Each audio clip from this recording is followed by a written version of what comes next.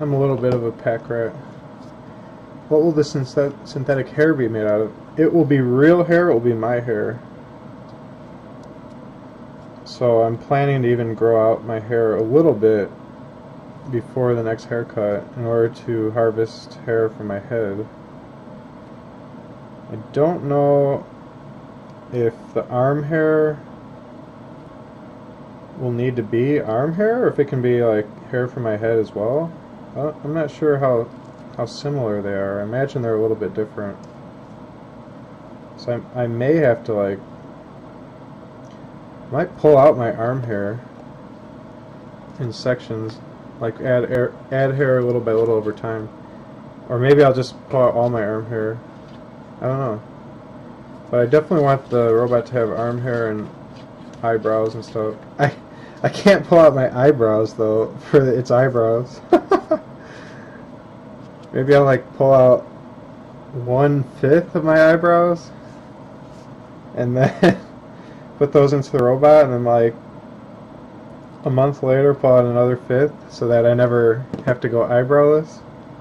But yeah, I figure it'll be more authentic if it actually has my hair for everything, for all of its hair.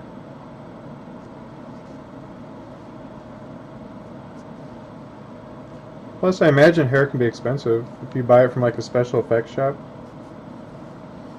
I pulled out my arm hair before. I had an electronic hair puller before. I actually sold it on eBay, but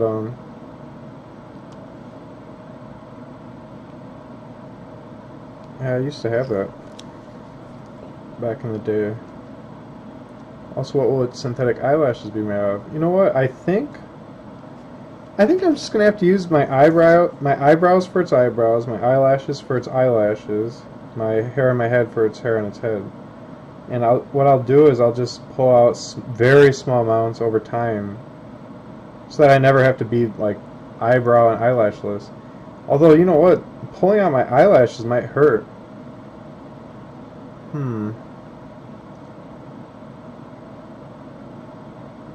You know what? I think I could get away with my arm hair for its eyelashes, because they're really thin hairs.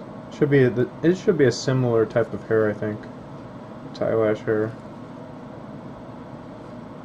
But if I have to, if it turns out eyelashes are a lot different, I'll pull out my eyelashes. Maybe I'll pull out like 3 per week.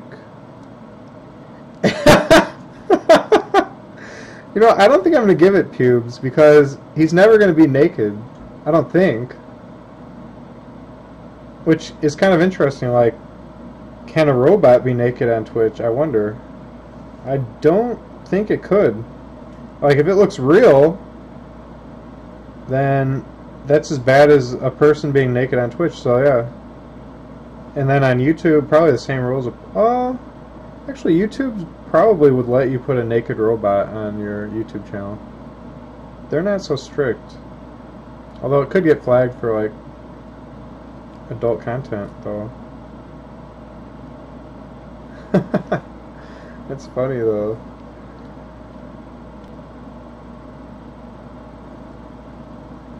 I'm really excited to try out skin casting. I'm going to be doing that soon. Even before I finish the fingers, I have to do it for at least my hands, because that way I'll get very accurate measurements of my hands to make sure the finger bones will fit inside the skin captured from my hands.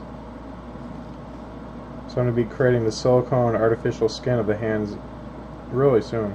And I have everything I need, I think, too, on hand.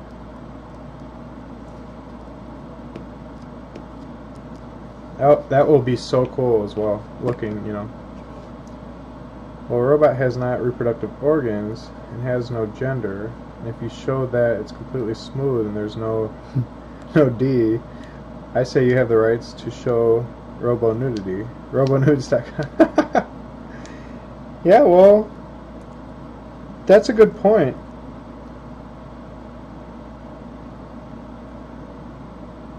We'll have to see how that plays out.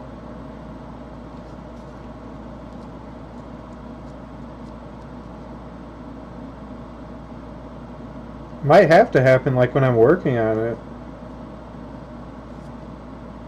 on stream. I mean, I'm not gonna just not stream it when I'm making like the different parts of the robot.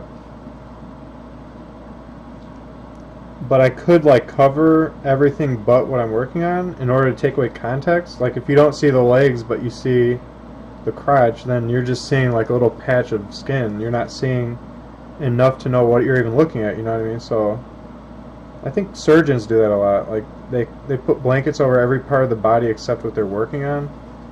And it kind of like takes away any type of sexuality that could otherwise have been associated with whatever they're working on.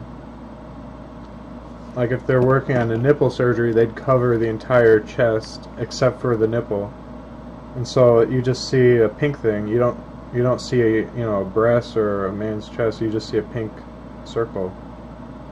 So that could be a way to get around any type of like content filters where people would feel like I'm showing nudity on the robot, which is silly sounding, but it could become an issue, you know. Especially if it's extremely realistic looking, which I believe it will be, because I'm going to be using all of the advanced methods of capturing directly from my own body, which I guess I have to hide that part, but I hadn't even thought of that, but yeah, like taking molds and then casting it and stuff. I got it all planned out in my head. You can see the crotch region, and they won't even know it's the crotch. Yeah, exactly.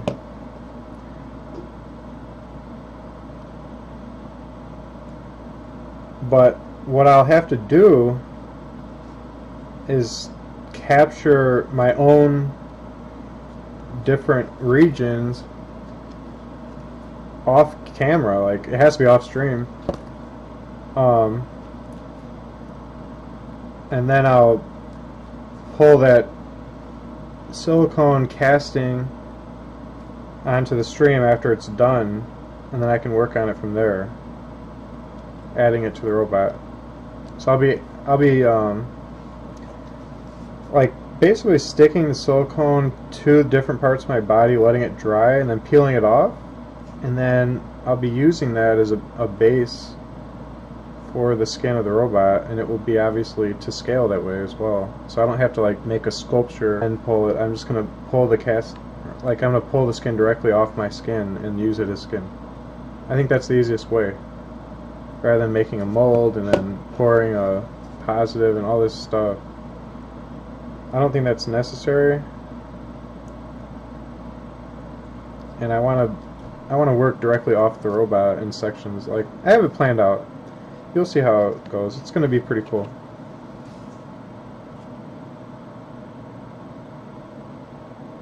I just hope that I get lucky with the coloring and it looks like real skin. And I should be able to. I mean, like I do have colorblind. I am colorblind, which like 1/3 of men are. So I don't know if it's really bad colorblindness or just slight, but I'm legally colorblind. So I'm just hoping that I don't screw up the coloration of the skin.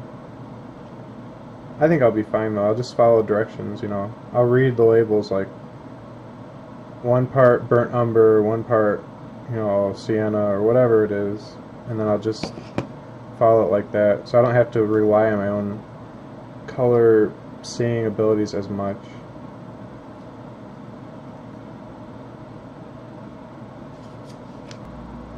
What is the latex made out of? No, I'm going to be using pure silicone from a caulk tube from the hardware store. No latex caulk. It's going to be pure silicone caulk. And I read that the way it cures is from acetic acid, some kind of reaction with acetic acid and air. As the acetic acid dissolves into the air, the caulk cures. And so I just don't know if that's going to be dangerous on my skin or not.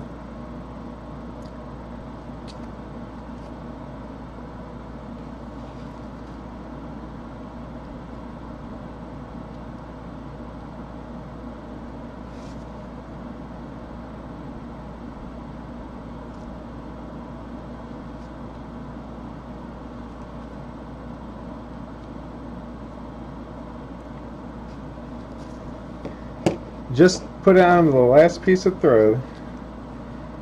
I should have like a cool song that plays when I put down the last piece of thread, since it's such an epic task to do what I just did. Dun dun dun dun. Should be like some Zelda theme song that goes off. Oh yeah. Now I gotta do the backside.